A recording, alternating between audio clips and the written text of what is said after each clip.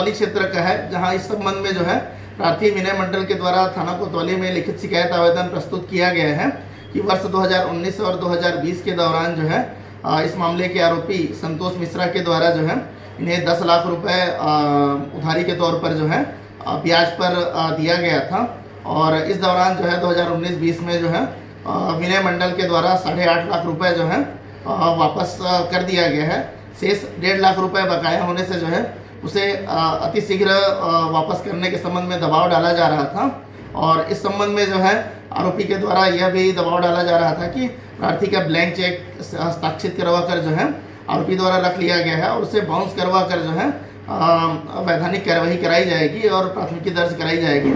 और इस संबंध में जो है प्रार्थी के रिपोर्ट पर आरोपी संतोष मिश्रा के विरुद्ध धारा 384 आईपीसी और छत्तीसगढ़ ऋणियों के संरक्षण अधिनियम की धारा 4 के तहत आपराधिक प्रकरण पंजीबद्ध कर विवेचना में लिया गया है।